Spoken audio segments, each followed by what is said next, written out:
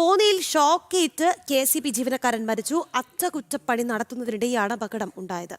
കലഞ്ഞൂർ സ്വദേശി സുബീഷാണ് മരിച്ചത്. കോന്നി മെഡിക്കൽ കോളേജിൽ എത്തിച്ചുവെങ്കിലും ജീവൻ രക്ഷിക്കാൻ ആയില്ല. അതേസമയം തന്നെ മരണത്തിൽ വകുപ്പ് തല അന്വേഷണത്തിന് ഉത്തരവ് ഇട്ടിട്ടുണ്ട്. വിവരങ്ങളുമായി ഗോകുൽ രമേശ് ചേരുകയാണ്. ഗോകുൽ, ഷോക്കേറ്റ് കെ.എസ്.ഇ.ബി ജീവനക്കാരന്റെ മരണം പറയൂ ഗോകുൽ. വൈകിട്ട് 3:30 കൂടിയിട്ടായിരുന്നു അപകടം സംഭവിച്ചത്. കോന്നി മുരിങ്ങമംഗലത്ത് വൈദ്യുതി പോസ്റ്റുകൾ അറ്റകുറ്റപ്പണി നടത്തുന്നതിനിടെയാണ് താൽക്കാലിക ജീവനക്കാരനായിട്ടുള്ള കലഞ്ഞൂർ സ്വദേശി സുബീഷിന് ഷോക്കേൽക്കുകയുണ്ടായത്.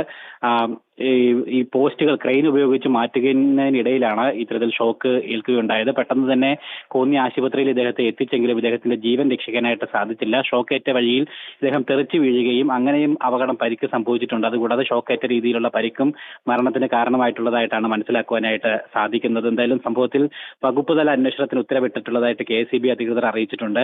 സ്ഥലം പരിശോധിച്ചതിന് ശേഷം മറ്റ് നടപടികൾ സ്വീകരിക്കുമെന്നാണ് പത്തനംതിട്ട ഡെപ്യൂട്ടി ചീഫ് എഞ്ചിനീയർ പറഞ്ഞിരിക്കുന്നത്. അതായത് ഈ വൈദ്യുതി അറ്റകുറ്റപ്പണി നടക്കുന്ന വേളയിൽ സാധാരണഗതിയിൽ ഇത് പൂർണ്ണമായിട്ടും വൈദ്യുതി വിച്ഛേദിച്ചതിന് ശേഷമാണ് അറ്റകുറ്റപ്പണികൾ നടത്താനുള്ളത്.